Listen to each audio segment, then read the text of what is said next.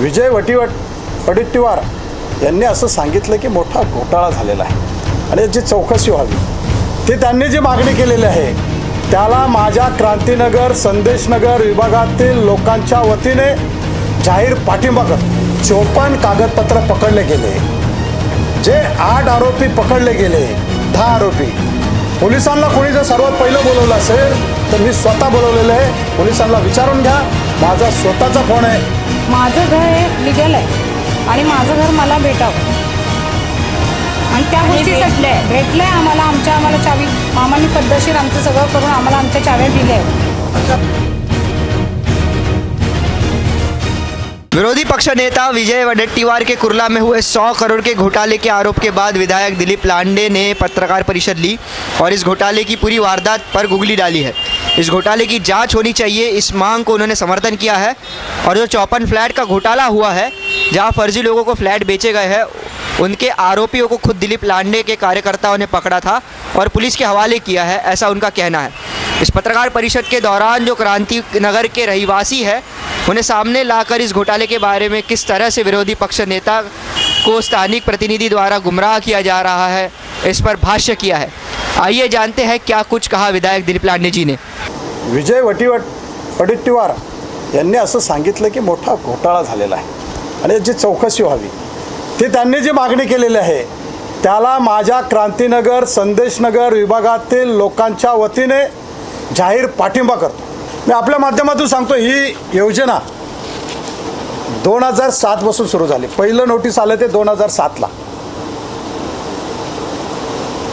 त्याच्यानंतर दुसरं नोटीस आलं पात्र ते 2010ला,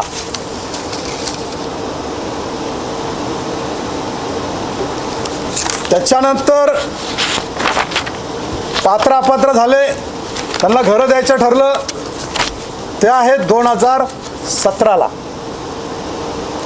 की घरं द्यायचं ठरलं। त्या या कालावधीमध्ये 2007 ते 2014 या कालावधीमध्ये सरकार कुणाचं होतं, त्या सरकारमध्ये मंत्री कोण होते, पालकमंत्री कोण होते, त्यांच्या कालावधीमध्ये जे असणारे अधिकारी आहेत त्यांच्यावरती राजकीय दबाव आणून पात्र ठरवण्याचं जे काम केलेलं आहे याची चौकशी झाली पाहिजे। की ज्या दिवशी या शेजारच्या हॉलमध्ये गोरगरिबांना स्वतःच्या घराची चावी देत असताना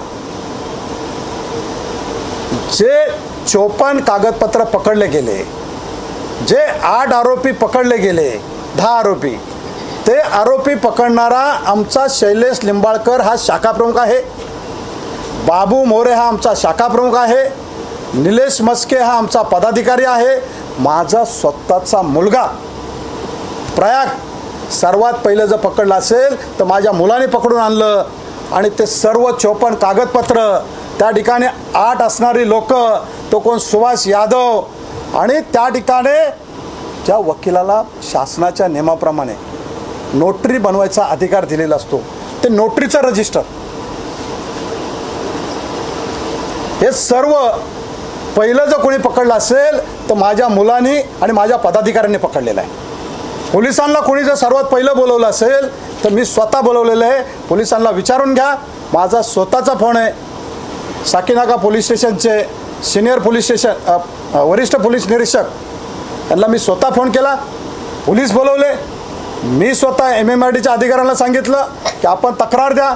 8 आरोपींना पकडून 54 कागदपत्र देणारा सर्वात पहिलं आमच्या पक्षाचे कार्यकर्ते आणि मी स्वतः आहे, माझा मुलगा स्वतः होता। आणि तुम्ही सांगताय ना चौकशी होऊ द्या ना, सुभाष यादव कोण आहे चौकशी करा ना, सुभाष यादव कोण आहे चौकशी करा, चौकशी करा। सुभाष यादव कोण आहे, सुभाष यादवकडे 54 कागदपत्र कुठून मिळाले, त्याच्यामध्ये तौफिक नावाचा माणूस कोण आहे, तौफिक नावाच्या माणसावरती 11 का 12 रूम आहेत, हे कुठून आले, चौकशी करा। ते सूर्यवंशी जे समक्ष अधिकारी आहेत, सक्षम अधिकारी आहेत, त्या सक्षम अधिकाऱ्याची चौकशी झाली पाहिजे। गोरगरिबाकडून 3.5 लाख रुपये जे घेतलेले आहेत त्या उपजिल्हाधिकारी अतिक्रमण अति निष्कारण आणि सक्षम अधिकारी प्राधिकरण अधिकारी याची चौकशी झाली पाहिजे. त्याचं नाव आहे प्रदीप सूर्यवंशी, बरोबर ना रे? प्रशांत सूर्यवंशी. प्रशांत सूर्यवंशीची चौकशी झाली पाहिजे आणि मग आपल्या समोर सर्व येईल की प्रशांत सूर्यवंशीकडे सुभाष यादव आणि त्याची लिंक कुठपर्यंत आहे हे सर्व आपल्याला कळेल. म्हणून माझे आदरणीय मुख्यमंत्री असेल, यंत्रणा असेल, चौकशी यंत्रणा, या लोकांना सर्वांना विनंती आहे की प्रशांत सूर्यवंशी जो आता अधिकारी आहे, ज्याला संपूर्ण पात्र अपात्र करायची जिम्मेदारी दिलेली आहे, याची चौकशी करून लोकांसमोर वस्तुस्थिती मांडा. शिवाजी श्रीधर धुरी, माझी विरोधी पक्षनेत्याला विनंती आहे, कुणाची चौकशी करा नका करू, ही चौकशी करा. हे धुरी यांचं हक्काचं घर आहे, कुणाच्या बापाचं नाही आहे. आणि मी ज्यावेळे 1997ला नगरसेवक होतो त्यावेळेपासून हे पक्षाचं काम करतात. त्यांना मी चांगलं ओळखतो. त्यांचं स्वतःचं घर आहे, कागदपत्र शासनाच्या नियमाप्रमाणे दिलेले आहेत. कुठल्या तरी गरिबाला त्याची इज्जत लोकांसमोर मांडू नका. ते लोक काल बसून टेन्शनमध्ये आले, त्या मावशीला BP वाढला. यापूर्वी पण काही लोकांना खोटे पेपर दिले, 2 माणसं अटॅक येऊन गेले. त्यावेळेस विरोधी पक्षनेत्यांना विनंती आहे की वस्तुस्थिती पहा. जो कोण डावीकडे बसलाय, लेफ्ट साईडला आपल्या फिरतोय, तो खोटी माहिती देतोय आणि त्याच्यावरती गोरगरिबांची इज्जत चव्हाट्यावरती आणू नका. त्यांचं पण समाजात नाव आहे, त्यांचं त्यांच्या गावी नाव आहे. त्यामुळं शिवाजी धुरी यांचं हे सर्व कागदपत्र हे ओरिजिनल आहेत, खरे आहेत. आणि त्यांना जर विरोधी पक्षनेत्याला वाटत असेल की याची चौकशी करावी तर त्यांनी स्वतः हे एकच चौकशी करून पहा, दूध का दूध पानी का पानी कळेल. कुछ स्थानिक नागरिकों के फ्लैट पात्र होकर भी उन पे झूठे आरोप लगाए गए हैं, ऐसा भी सामने आया है. आइए जानते हैं उन स्थानिक नागरिकों से उनका क्या कहना है. सरळ सरळ माझ्या मिस्टरांचं नाव घेतात. तुम्ही नुसतं असं बोलला असतात, रूमचा नंबर सांगितला, बिल्डिंगचा नंबर सांगितला, तुम्ही लोकांनी किती डिटेल सांगितलं आणि तुम्ही म्हणता की आम्ही फक्त नमुना दाखवला. नमुन्यामध्ये तुम्ही फक्त नंबर पण सांगू शकला असं. एवढं आमचं नाव डिक्लेअर करायची गरज नव्हती तुम्हाला. तर तेच विचारलं. शासनाकडून मला एवढंच मान्य आहे की माझं घर हे लिगल आहे आणि माझं घर मला भेटावं. आणि त्या गोष्टीसाठी भेटलंय आम्हाला. आम्हाला चावी मामांनी पद्धतशीर आमचं सगळं करून आम्हाला आमच्या चाव्या दिल्या आहेत.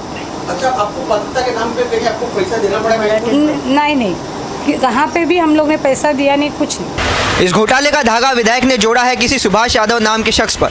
कौन है सुभाष यादव? कौन है प्रशांत सूर्यवंशी? उसके पास कहाँ से आए 54 बोगस फॉर्म्स? कौन है तौफीक? उसके पास 11-12 फ्लैट कहाँ से आए?